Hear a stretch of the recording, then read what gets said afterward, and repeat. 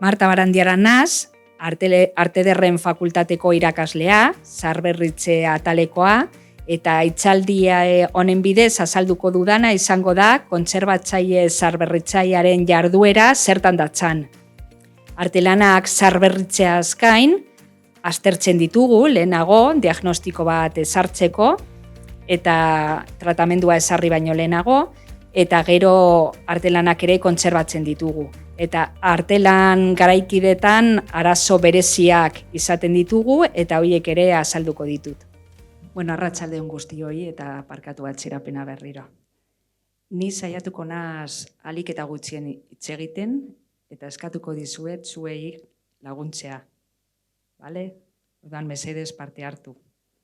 Orduan, hau ez da azterketa, orduan lasai egon, gainera ez daude galdera edo erantzun okerrik, edo zuzenak, orduan lasai hitz egin, baina mesedez lagundu.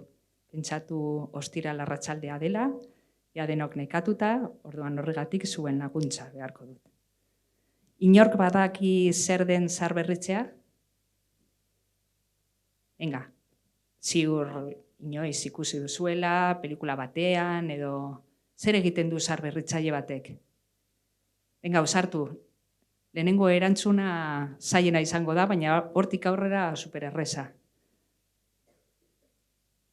Ez arete ausartzen? Ez dakizue ez da gutxi gora bera, zer egiten dugun, edo... Venga, ez izan hain lotxatiak. Ez? Bueno, hurrengo galdera mesedez erantzun, Hale, hau parkatuko dizuet, baina hurrengoa erantzun, bale? Azalduko dizuet zer egiten dugun. Ziur pentsatzen duzuena baino askoz gehiago dela. Nik pentsatu aldut zuek behar bada pelikularen batean ikusi duzuela zaharberritzaile bat, kuadro bat garbitzen adibidez, ezta? Bai. Bada horrekin irudi hori bai duzuela buruan. Baina gauza askoz gehiago egiten dugu, eta ez bakarrik zaharberritu. Ikusiko duzuen bezala, bale?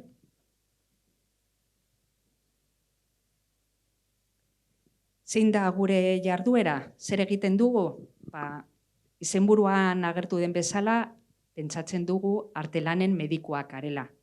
Orduan, zer egiten du medikuak bere gana joaten garenean? Berak galdetzen digu zer gertatzen zaigun. Guk artelanei ere galdetzen diegu zer gertatzen zaien. Eta horretarako azterketa sakon bat egin behar dugu. Haiek ezin digute erantzun, orduan azterketa sakona egin behar dugu. Eta horri egiteko ikusiko duzuen bezala tresneria zientifikoa erabiltzen dugu. Gure begiak bebai, eta gure eskuak, tresneria zientifikoa ere bai. Bale? Gero artelanak ere kontserbatzen ditugu. Gero ikusiko dugu zein da kontserbazioa eta zaharberritzaren arteko desberdintasuna. Ez da gauza berbera. Oso erreza da, ikusiko duzuen bezala. Azterketaren bidez zer ezagutu nahi dugu? Artelana zelan dagoen. Orduan, hasteko artelan hori zerez eginda dago. Zeintzuk dira osagaiak. Badakizue artelanak egiteko material desberdinak erabiltzen direla. Inork margotzen du? Gela honetan esku altxatu mesedez. Ez? Ez arete oso artezaleak. Zentzu horretan, behar bada entzunda duzu, ez da? Artelanak margotzeko akrilikoa adibidez erabiltzen dugu, baina olio pintura bebai, edo akuarela, edo pastel izeneko pintura, eta gero euskarri desberdinak ere erabiltzen ditugu. Orduan, begiratu behar dugun lehenengo gauza da artelana zerez eginda dagoen. Gero tratamendua ezarri ahal izateko. Hori alde batetik, eta gero beste alde batetik zer gertatzen zaion. Zein da narriadura. Mesedez, hiztegia ulertzen ez baduzue, esku altxatu lasai eta galdetu. Niretzat oso ohikoa da. Esaten dut narriadura eta niretzat super argi dago zer esan nahi dudan. Baina zuek ulertzen ez baduzue, inolako lotsarik gabe galdetu. Bale? Orduan, jakin nahi dugu zer gertatu zaion artelanari. Zein alterazio mota duen eta zergatik gertatu zaion.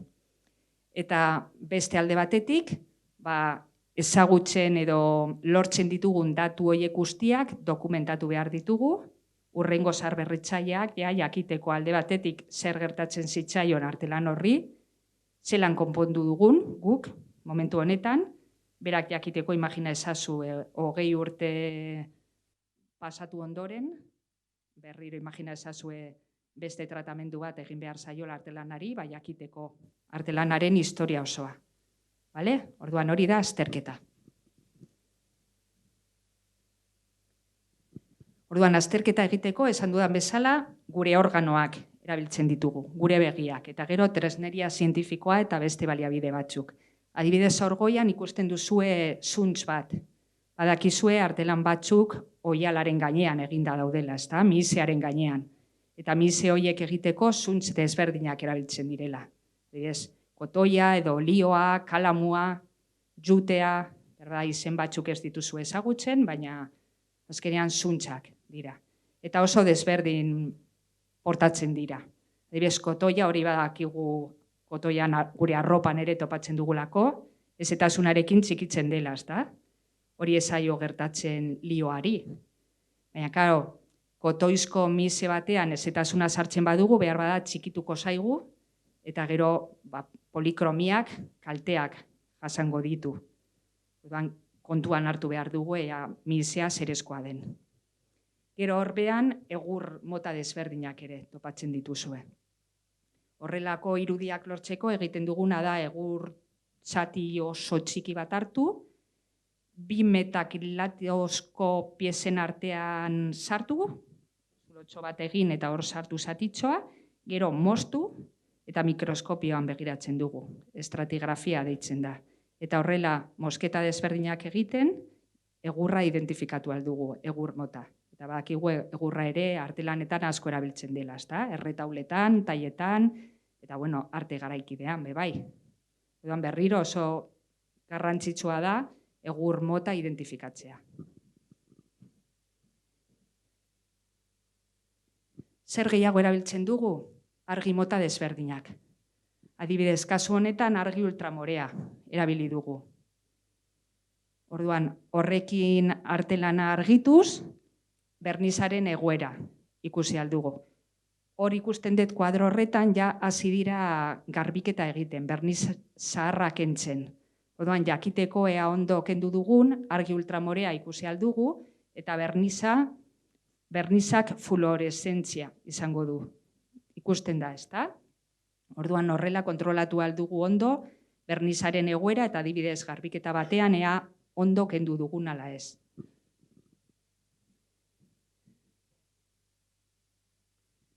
Argi infragorria ere erabiltzen dugu. Kasu honetan, azpikoa ikusteko. Artelan hau ezagun egiten zaizue? Artearen historia bai ikasten duzuela, ezta? Bai, badakizue Banei kanaiek egindako artelana dela, ezta? Arnolfini senar emazteak. Kasu honetan, infragorria erabiltzen marrazkia, beheko marrazkia ikusi aldugu. Eta egon diren aldaketak, kasu honetan. Gusten duzue hor zelan begiak mugituta dauden, eta oinak, eta bar.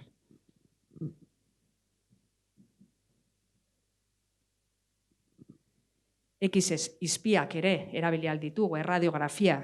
Eta kasu honetan taila batean, erabili diren hiltzeak ikusten ditugu. Gauza askoz gehiago, Imagina zazue pipiek jandutela egurra, hori ere ikusiko zen, barrukoa ikusten dugu.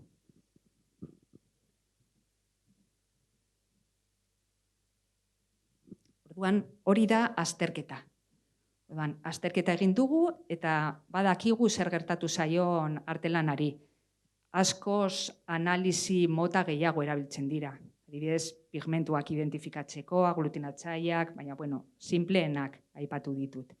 Baina imagina ezazue azkenean zientziak eskaintzen dizkiguten analizi mota guztiak erabili alditugula artelana ahalik eta hoberen ezagutzeko.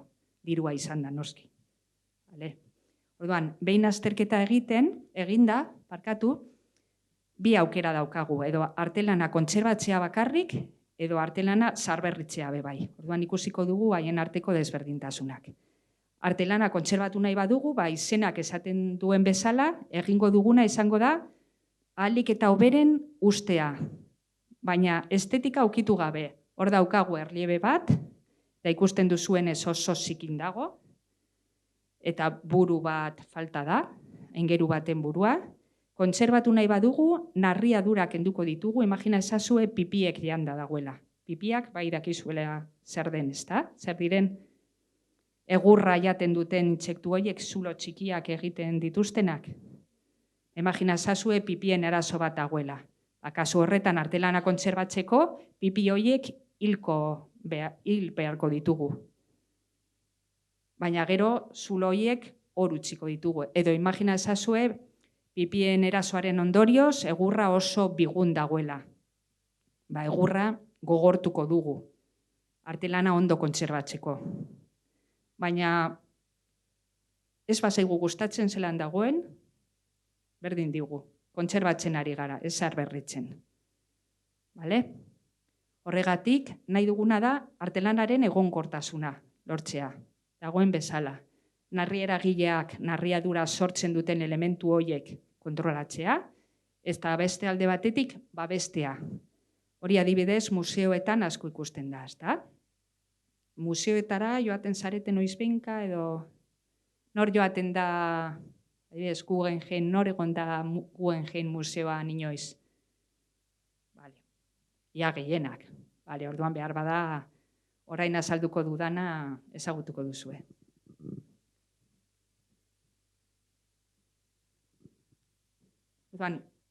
Berriro, bi aukera daude. Kaltea gertatu baino lehen, hau da egoerarik hoberena, ezta? Artelana kontserbatu dugu, dagoen bezala eta egoera honean dagoelako. Momentu honetan, oraindik kaltea ez da gertatu. Hori da aukera bat. Bestea da, zer egin kaltea gertatu ondoren. Kaltea gertatu baino lehenago, inguru giroan badakigu narriaragile batzuk daudela. Adibidez, hezetasuna eta temperatura kontrolatuta ez badaude, horrek edo horiek eragin handia izango dute gure artelanean. Lehen esan dugu, kotoizko mize batean, hezetasun maila oso altua bada, euskarria mugituko zaigu, polikromiak ezingo ditu mugimendu horiek jarraitu, eta krakelatuko da, apurtuko da adibidez. Onddoak agertuko dira, ingurunea oso ezea bada. Orduan, babestu behar dugu, kontrolatu behar ditugu faktore horiek. Beste alde batetik, istriput eta zikinkeriatik babestu. Hori museoetan ere egiten da, ezta? Adibidez, ni lehen oso goizeldu naz, okertu naizelako, eta orduan Guggenheim museora joan naz, eta gonaz fijatzen, ezta? Askotan badakizue artelanaren aurrean jartzen dutela lurrean hor plataforma bat gehiegi zurbiltzeko. Hori da istripuetatik babesteko. Eta gero ja egoera zute, lapurreta guda eta demasia naturaletatik ere babestu behar dira. Artelanak hori ere askoz zailagoa da, ezta? Baina, saiatzen gara. Dibez, hauek dira hor, eskuine aldetea zuetxat, ezkerra aldean dagoena, horrekin arazoak ditut, ez? Sentitzen dut.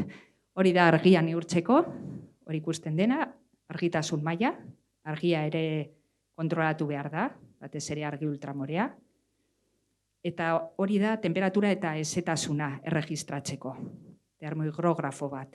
Behar bada museoetan ikusi dituzue, Arte Ederretako museoan adibidez ikusten dira geletan askotan.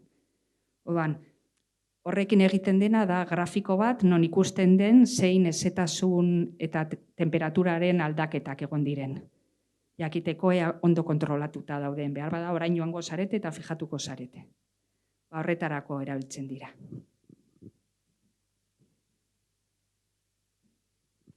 Istripu eta zikinkeriatik babesteko zer egiten dugu, adibidez bitrinak erabili. Horiek museoetan ere asko ikusten dira, ezta? Edo argazki bat badaukagu, ahalik eta saiatzen gara, ahalik eta geruza gehien erabiltzen. Adibidez, sartzen dugu argazkia gutuna sal batean, gero gutuna sala kutxa batean, kutxa armario batean, eta armarioa inguruneko baldintza kontrolatuta dituen gela batean. Horrela, geruza asko sortzen dugu, gure artelana babesteko.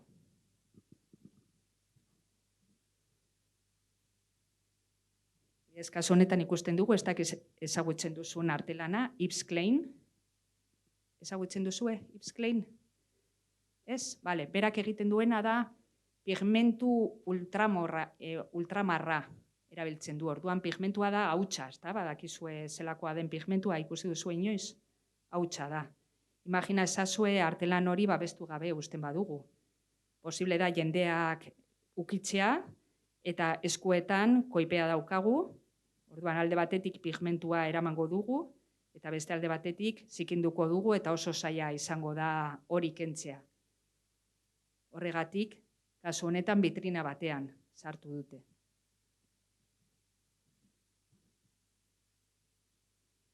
Kasu honetan esan dugu oso zaila dela, ezta? Hauek dira adibidez Florentzian data horretan gertatutako uholdeak, kalte oso larriak sortu zituztenak, baina ezin dugu ia gehiegi egin. Hombre bai, artelanak soto batean ez hartu, hobe leku altuetan, baina noizbenka ezin da ekidin, ezta? Baina, bueno. Hori ezagutzen duzuen, Banksy? Bada bai, ezta, entzunda daukazue. Eta Parisen egon zarete, hor, Centre Pompidun. Ez zarete, bueno, Parisera basoazte, nire gomendioa da ara joatea. Hor, zegoen Banskyk egindako artelan bat, eta lapurtu zuten.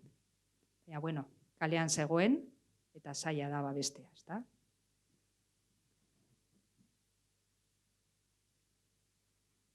Artelan hori bai ezagutzen duzuela.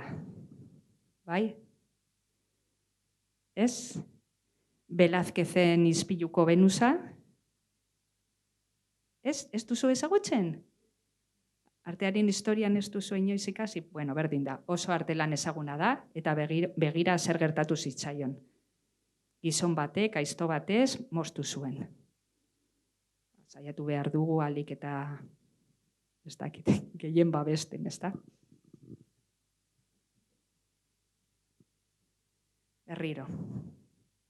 Kasu honetan, Picasso hori ere kaltetuta izan zen.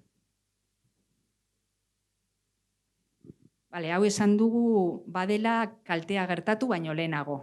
Baina behin kaltea gertatuta, zer egiten dugu? Alde batetik, desinfekzioa eta desintsekzioa. Desinfekzioa badakigu zer den, ezta? Adibidez, onddoak, kendu, bakteriak. Paperetan, adibidez, askotan bakteriak agertzen dira. Eta mantxa batzuk, orban batzuk sortzen dituzte. Desintsekzioa zer izango da? Inori bururatzen zaio? Intsektuak hiltzea. Adibidez, pipiak. Vale? Gero, imagina zazue pelikula piktorikoa erortzen ari dela. Kasu horretan artelana kontserbatzeko berriro itxatzi beharko dugu. Lehen esan dugun bezala, imagina zazue egurrezko artelan batean, egurra oso ahul badago, pipiek janda dagoelako, gogortuko dugu erretxina bat sartuta. Eta imagina zazue aurreko batek, ez dut esango aurreko sarberritzaile batek, esku hartze txar bat egin duela. Adibidez, zeloa erabili duela. Zeloa askotan erabiltzen da, ezta? Ez erabili mesedez. Oso sartze txarra dauka, ikusiko dugu gero. Horitzen da eta botere itsasgarria galtzen du eta orban oso potenteak sortzen ditu. Baina zeloa topatzen badugu gure artelan batean, artelana kontserbatzeko kendu beharko dugu. Ez itsusi dagoelako, baizik eta kalte gehiago ez sortzeko.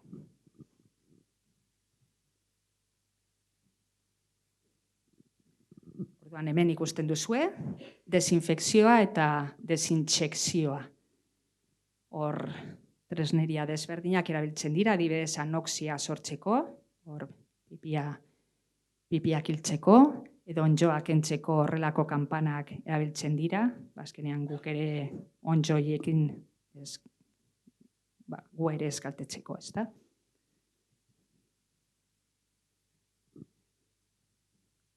Pelikula piktorikoa finkatu behar badugu, itsasgarriak sartzen ditugu, eta adibidez orgoian espatula bero bat erabiltzen ari gara. Plantxa txiki bat berotzen dena, hor presioa egiteko eta beroa emateko. Hor pelikula piktorikoa berriro itsasteko. Orain arte galderarik, ez? piktorikoa, pintura. Badaukagu mise batean, badaukagu euskarria, oiala, ezta? Eta horren gainean pintura. Pelikula piktorikoa da pintura. Vale? Bai, geruza piktorikoa, bai. Kuadro batean geruza desberdinak daude, izango genituzke adibidez euskarria, gero imprimazioa, askotan ematen dien misearen gainean pintura zuri hori, eta horren gainean ja olio pintura, edo hori da pelikula piktorikoa edo geruza piktorikoa. Vale?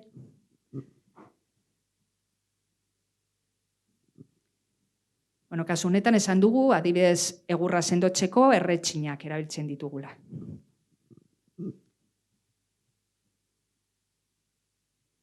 Ikusten duzu zeloa? Ez da orgoian. Guztiz horituta, itsasgarria, eta gainera askotan zeloa erortzen da, baina orban hori hor geratzen da. Eta kentzeko zaila da. Zerbait galdetu behar baduzue, mesedez egin, Nik ez dizuet galdetzen, kostatzen zaizuelako erantzutea. Baina, mesedez. Zaharberritzaren kasuan, esan dugu ondo ulertzeko, kontserbazioaren bidez egiten duguna da dagoen bezala kontserbatu. Dagoen bezala narriera giliak kenduta, noski. Eta zaharberritzaren bidez, gure artean ulertzeko egiten duguna da artelana berriro polit jarri. Adibidez, kasu honetan, ikusten duzuenez, lehenengo argazkian, artelanak badauka berniz oso horituta dagoen berniz bat, ezta? Baina bernizak kentzean, garbiketa egitean, ikusi dugu bere garaian ja zaharberritua izan zela, eta hor ikusten diren marra horiek estalita zeudela, ezta? Beste zaharberritzaile batek estali zituen. Orduan, bernizak kentzean deitzen da hori berrintegrazioa. Berrintegrazio hori kendu da, eta berriro egin da, eta ja artelanaren itxura berreskuratu dugu. Hori da zaharberritzea.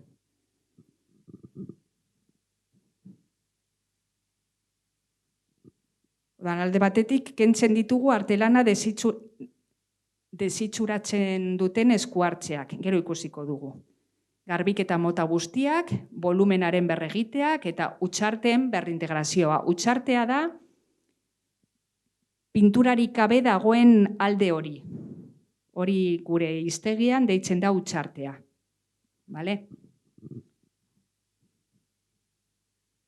Kasu horretan, artelan horretan, hori ikusten duzun bezala, momentu batean ez dakigu zergatik, erabaki zuten mantu berde hori gorriz margotzea.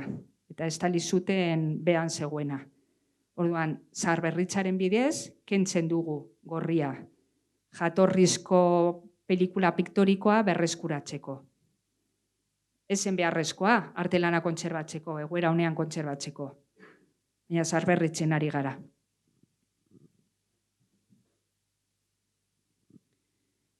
Garbiketa mota guztiak, esan dugu kasu honetan, pentsatu aldugula, artelana itxusi dagoela. Baina ez da beharrezkoa kontserbatzeko. Baina, bueno, garbiketak egiten dira, Edo volumena berregiten dugu. Galdu da hor zati bat, eta erretxina bat erabiltzen, berregiten dugu zati hori. Edo utxarteak, lehen esan dutan bezala, berrintegratzen ditugu. Hor egiten ari gara eta bestean ja bukatu dugu. Bale? Baina ez duzu esan, baina behar bada pentsatuko duzue beti zaharberritzea. Egiten dela artelan zaharretan. Beti ematen du taiak zaharberritzen direla eta erretaulak. Erretaulak badakizue zer diren? Elizetan dauden egitura handi hoiek, ez da, egurrezkoak eta askotan urreztatuta. Ematen du zaharberritzaileak beti biltzen garela gauza zaharren artean. Baina arte garaikidean zerbait egiten dugu?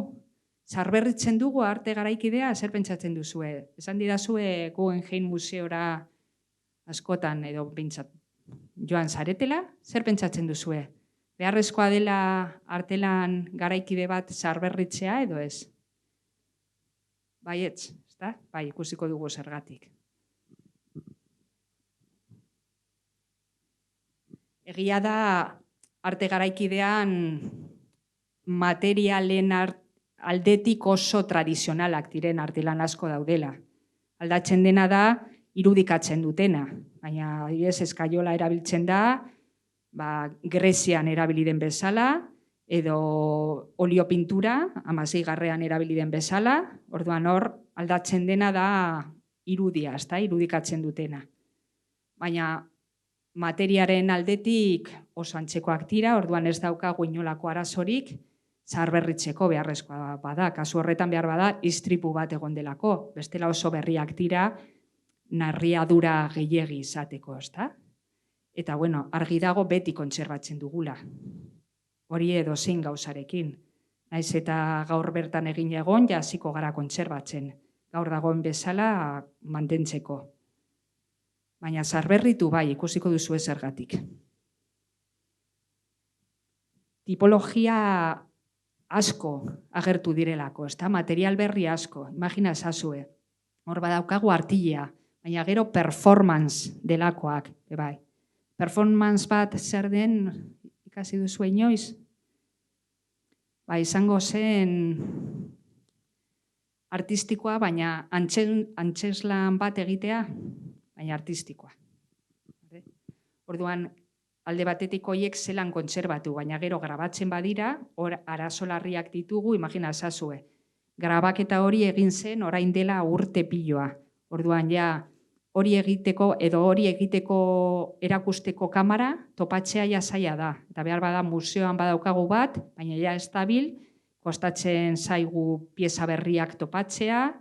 Bueno, azkenean hori obsolescentzia teknologikoak ekartzen dituen arazoak, ez da ditugu. Eta gero hasi gara badakizue, museoetan soinekoak erakusten, kotxeak, orduan gure arloa ere asko handitu da.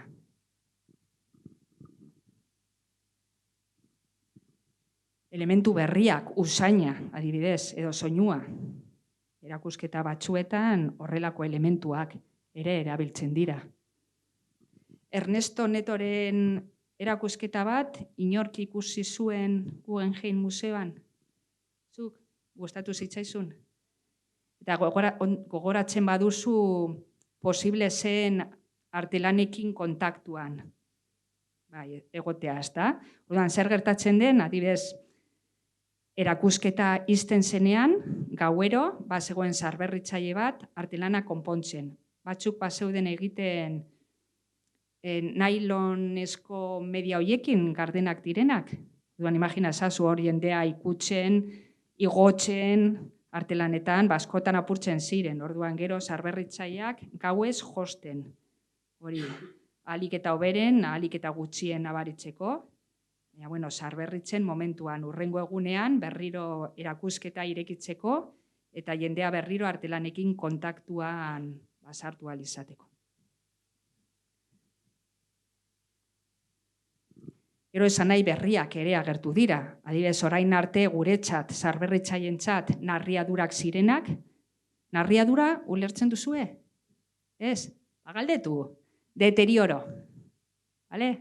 Orduan, guretzat narriadurak zirenan, adibidez, hor goian agertzen dena behar bada askotan ikusi duzue artelan zahar batean.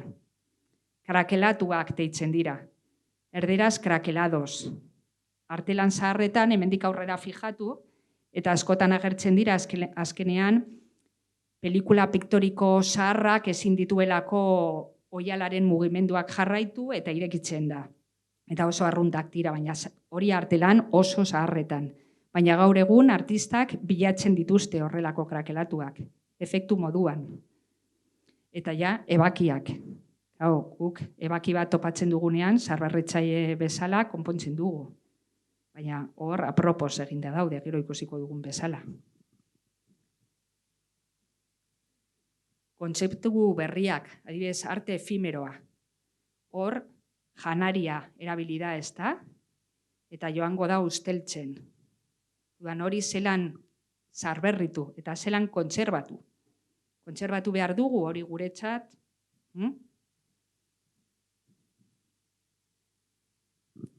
Material berri asko agertu dira, ezta? 20. mendetik aurrera eta 19. mendetik aurrera. Bai, baina batez ere 20. mendetik aurrera.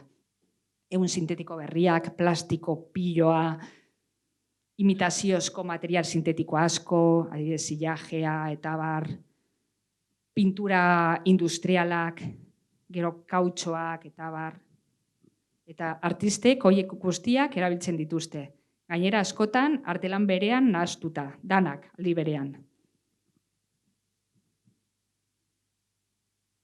Adibidez, artelan honetan denetarik topatzen dugu. Ezta?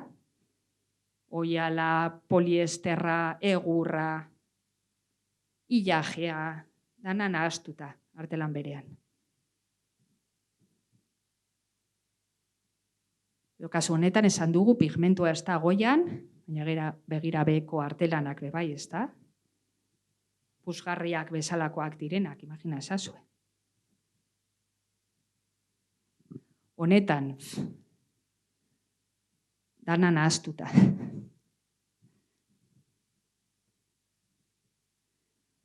Plastikoak, batez ere lehenengoak oso ezegonkorrak dira, asko narriatzen dira, oso arin zahartzen dira.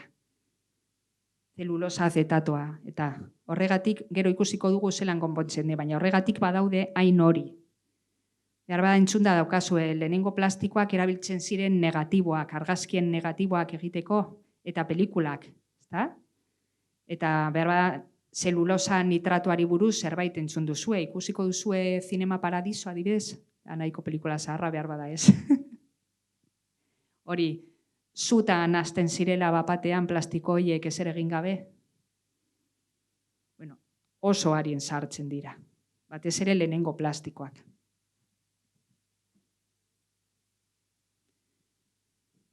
Poliesterra, poliuretanoa aparra bai ezagutzen duzuela, ezta? Hor, bai, lata batetik ateratzen dena espuma de poliuretano. Ez dakit inoiz erabili duzuen etxean edo, berra zuek ez, zuen gurasoek edo, baina oso harin horitzen da eta desegiten da.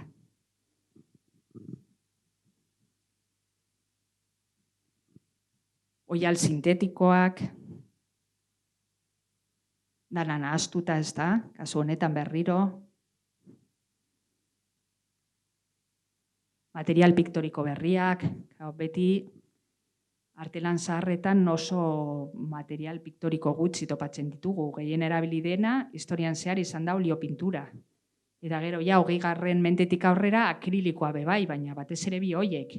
Gero, temple pintura ere erabili da, hortik, baina bueno.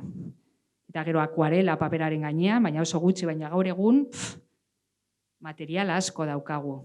Eta batzuk, garestiak eta onak, beste batzuk oso merkeak eta txarrak, adulteratzaile askorekin. Bueno, ematen du asko negar egiten ari naizela, ezta? Esateko gure lana oso zaila dela. Ez, oso polita da. Begira, adibidez, Jackson Pollock ezagutzen duzue? Ez? Artista horrek esmaltea erabiltzen zuen, guk etxean erabiltzen duguna altzairu bat margotzeko.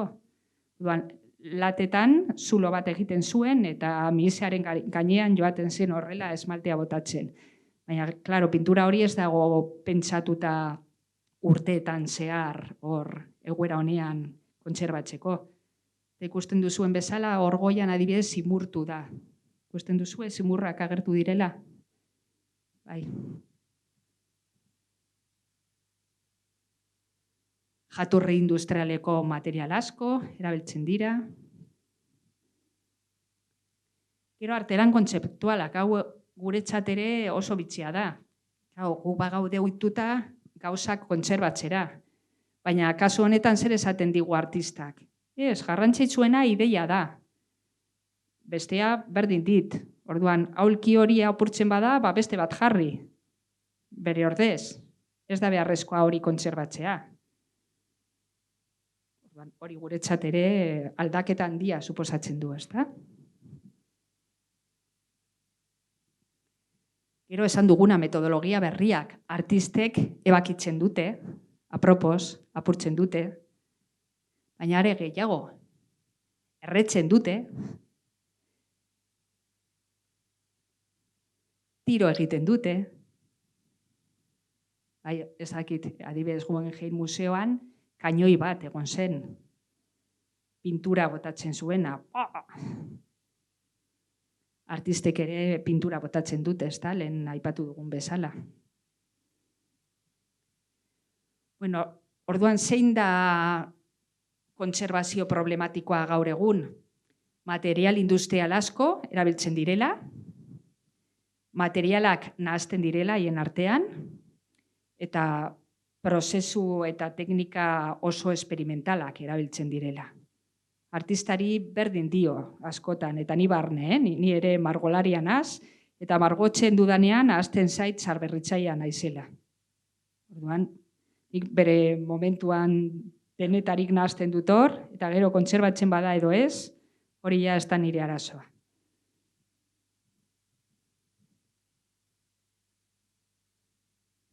Orduan, azkenean, lehen margolari batek teknika oso ondo menperatzen zuen, oso ondo ezagutzen zuen.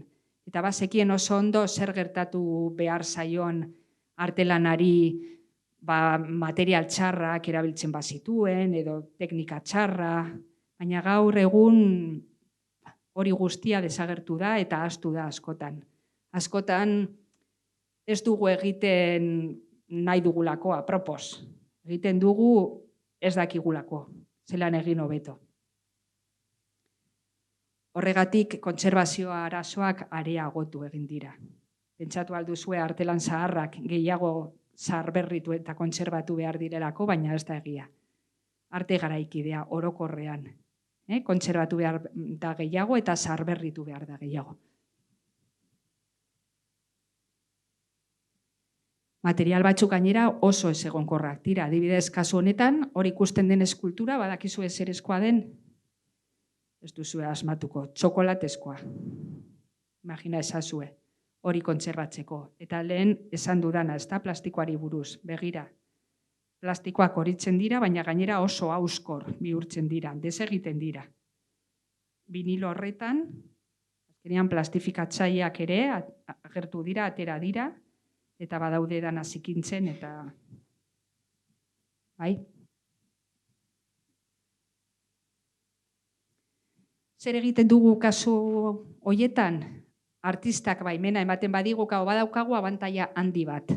Askotan artista bizirik dagoela. Orduan galdetu aldiogu. Zer nahi duzu guk egitea zure artelan honekin? Orduan askotan izango digu, berregin, material berriak erabiltzen. Hori da kasu honetan egin dena.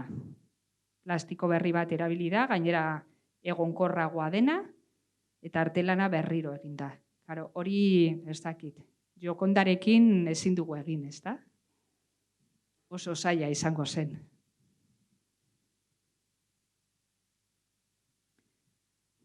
Kasu honetan, imagina zazu, poliuretano aparra lehen aipatu duguna, gero margotuta. Artelana desegiten ari da, eta ez dakite, artelan horrekin daudenik, ez dakite zer egin. Horretarako, ikerketa oso sakonak egiten ari dira, bakarrik ikusteko zelan gelditu kaltea. Ez zelan zaharberritu, zelan gelditu kaltea.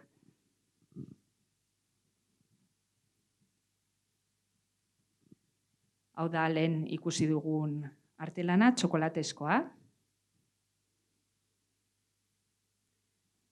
Orduan, esan dugu, naiz eta kontrakoa eman, arte garaikidea, edo artelan garaikideak, tradizionalak baino gehiago narriatzen dira.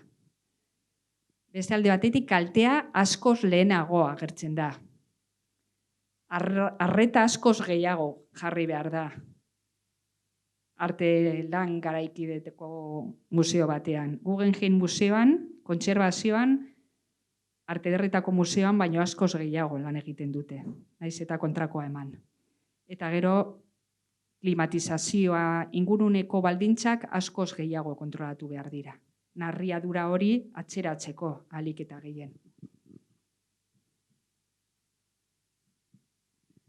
Gero zer gehiago, adibidez, kasu honetan, gertatu zitzaiona izan zen bandalo batek idatzi zuela artelanaren gainean. Eta imagina ezazu artelan hauek askotan oso tono planoak dituzte.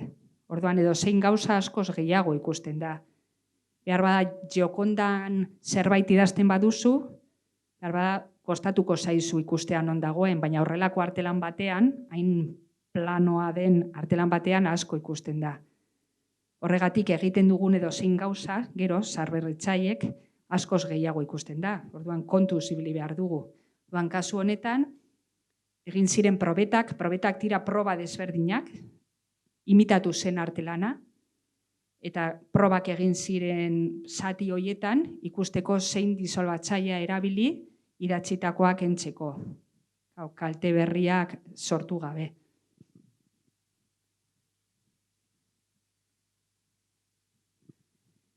Kasu honetan, lehen ikusi dugun artelan honetan, badakigu artelana oso ezegonkorra dela, orduan egiten ari dena da, alde batetik ikertzen ari dira, zelan gelditu kaltea, eta beste alde batetik dana dokumentatzen. Pentsat, erakutsi ahal izateko geroan artelana zelakoa zen, narriatu baino lehenago. Kasu honetan, lehen esan duguna, ezta? Plastiko berria erabili da artelana berregiteko. Kasu honetan, azkenean, hau da arrozasko petaloz egindako artelana, imagina ezazue, hori kontserbatzeko. Orduan egin dutena da kimikoki tratatu alde batetik, eta gero biofilm lamina fin bat behetik jarri, ahalik eta hobeto mantentzeko.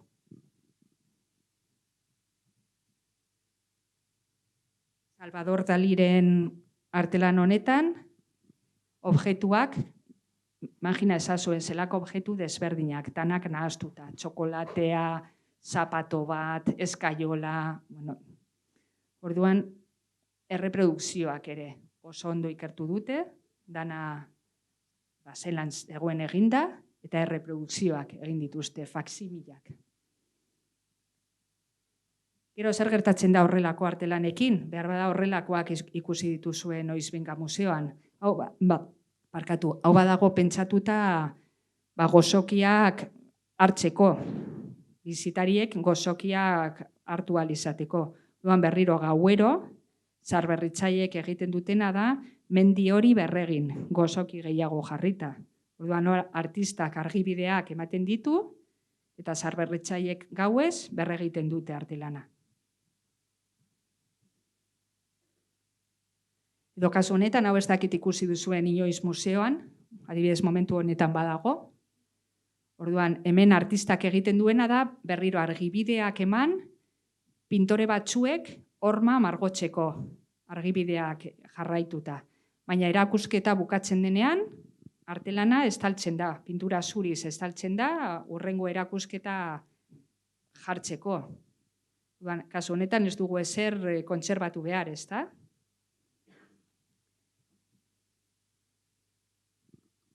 Horrelako artelan desberdinak. Erakusketa bukatzen da, eta artelana desagertzen da.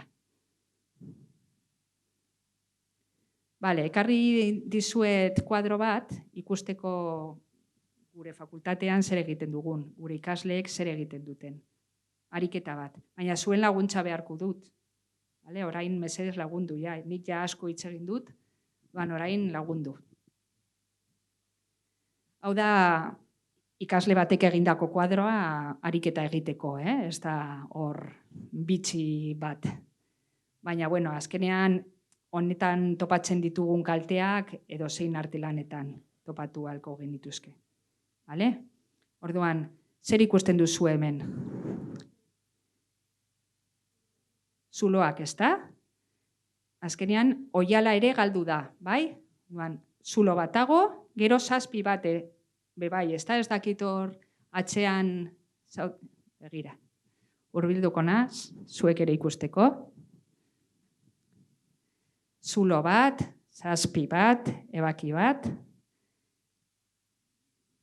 Bai? Gero artelana ere oso deformatuta dago, ez da, oiala. Ikusten duzue, zimurrak daudela. Eta gero ertzak, begiro, badaude bastidore batean, baina ertzak apurtuta daude. Ez da gondo tentsatuta, ez da?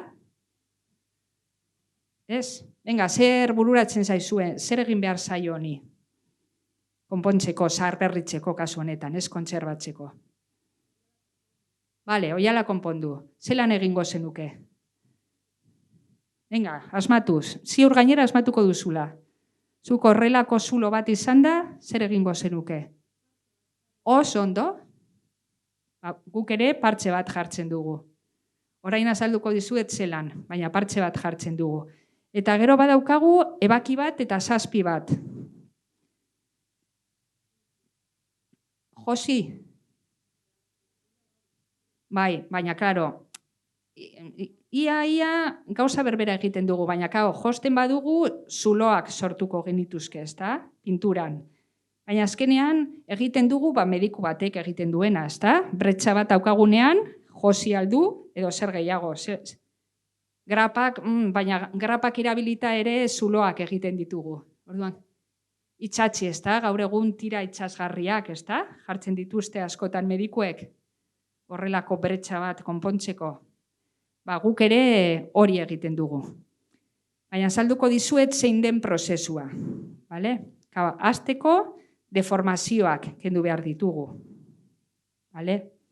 Orduan, hori egiteko artelana bastidoretik kentzen dugu. Grapak kentzen ditugu.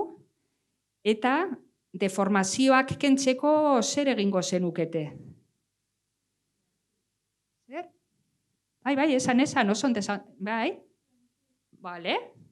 Guk ere plantxa erabiltzen dugu deformazioak kentzeko. Baina gainera zerbait oso zimurtuta dagoenean, plantxa erabiltzeaz gain zer erabiltzen dugu?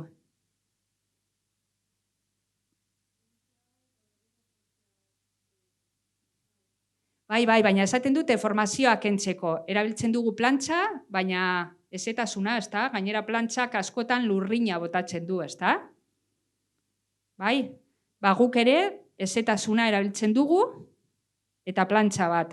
Noizbenka plantxa handi bat, etxean erabiltzen dugun plantxa bezalakoa, edo lehen ikusi dugun, gogoratzen duzu diapositiba batean agertzen zela espatula txiki bat berotzen zena, nik espatula beroa deitu diot. Horrelako plantxa handi bat edo plantxa txiki bat. Bastidoretik kentzen dugu, ezetasuna sartzeko egiten duguna da paper lehortzailea badakizue zer den, ezta? Asko zurgatzen duen paper mota bat, oso lodia dena, papel sekante, dakit inoiz erabili duzuen. Horrelako bat hartu, ezetu, papera, misearen gainean jarri, utzi hor, pizka bat zuntxak bigundu arte, eta gero plantxarekin eman, kontuz, noski, atzeko aldetik eta babestuta.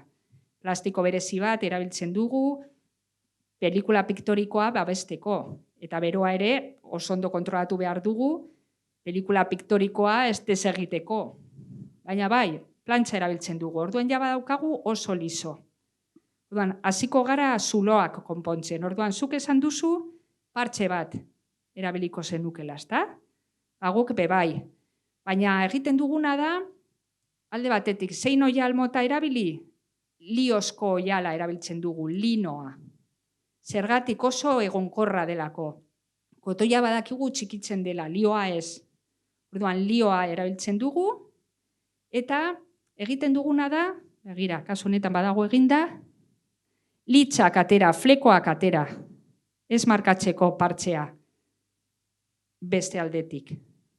Eta kolatu zaharberritzean erabiltzen dugun itsasgarri batekin. Orduan ja badaukagu konponduta zuloa. Baina, klaro, imagina ezazue, orain, eta gero esan dugu, ebakia eta zazpia konpontzeko, azkenean, tirak jarriko genituzkela, ezta? Ariak jartzen ditugu, liozko ariak hartzen ditugu, eta itsasgarri batez, kolatu. Gero pasatuko dizuet kuadroa ikusteko, edo joan pasatzen nahi baduzue. Vale? Batez ere atzeko aldetik momentuz, gero begiratuko duzue. Orduan ja badaukagu dana konponduta. Falta zaigu gauzatxo bat, bururatu ezaizuena, normala den bezala. Gau, guk zulo hori konpontzeko, berreskuratu behar ditugu, galdu ditugun geruza guztiak. Orduan, galdu dugu alde batetik euskarria. Eta, karo, partxea jartzen dugu, baina falta zaigu oialaren lodiera, ez da berreskuratzea. Eta horretarako egiten duguna da, oial batean biribil bat egin, moztu eta sartu zulo horretan. Horrela oialaren lodiera ere berreskuratzen dugu. Ulertzen duzue eta hori bere lekuan mantentzeko partxea jartzen dugu atzeko aldetik. Vale? Eta orain falta zaigu artelana berriro bastidorean jartzea. Baina, klaro, esan dugu ertzak ere moztuta daudela, aportuta daudela eta ezin dugula artelana ondo tentsatu. Zer egin beharko dugu? Zer bururatzen zaizue? Ertz berriak jarri, ez da? Moztuko ditugu tira batzuk, 4 tira, bai? Eta kolatuko ditugu ertzak luzeago egiteko. Gero berriro tentsatu alizateko. Eta, bueno, hoietan ere flekoak aterako ditugu, esmarkatzeko, eta behin hoiek kolatuta ja berriro bastidorean jarriko dugu, oiala, tentsatuko dugu. Bale? Dudan, bastidorean jartzeko, bagrapak, eta bueno, saiatuko dugu txukun egiten, saiatuko gara txukun egiten, orduan horretarako bagrapak paralelo, jarriko ditugu haien artean, bueno, baina gauza daia bastidorean berriro jarrita dagoela. Eta orain, falta zaigu, pelikula piktorikoa berreskuratzea. Vale? Badaukagu, imagina ezazue, zuloan batez ere, badaukagu partxea, behan, gero oialaren zatitxo hori, kasu honetan biribila, karratua bada karratua, eta falta zaigu kolorea berriro jartzea, ez da? Horretarako erabiltzen dugu ore zuri bat iztukoa deitzen dena, estuko, erderaz, ematen dugu hori, likidoa da, eta behin lehortuta lijatu alda eta landu. Eta horren gainean, oliopintura erabiliko dugu ez. Zergatik, oliopintura sartzean kolorez aldatzen delako. Bankau, behar bada gaur egun nik alik eta hoberen saiatuko naz hor dagoen tonoa ateratzen, baina 2 urte barru ja nik jarritako oliopinturak beste tono bat izango du, eta hori nik ez dut nahi. Orduan, hori ekiditeko akuarela erabiliko dut. Akuarela egonkorragoa delako. Gero, berniza emango diot, akuarela babesteko, eta akuarelaren gainean pigmentuak erabiliko ditugu. Bernizarekin nahaztuta azken ukituak emateko. Eta hori ikusten den bezala, ja, artelana sarberritu dugu. Vale? Zalantzarik? Ez? Argi dago dana? Bai? Zer, pentsatzen zenuten sarberritzea hori zela edo beste gauza bat edo zer? Bai, zer? Bai, ez, zuri beltza. Pizka bat altu itxegin, grabatzen ari direlako eta bestela ez da entzungo. Lana horrela zela. Orduan zuk zerbait bazenekien lehenago, ja. Bai, baina kaso honetan sarberritzailearen lana, ezta? Baina esan dugu kontserbatu ere egiten dugula. Zahar diren artelana konpontzea eta ondo kontserbatzea.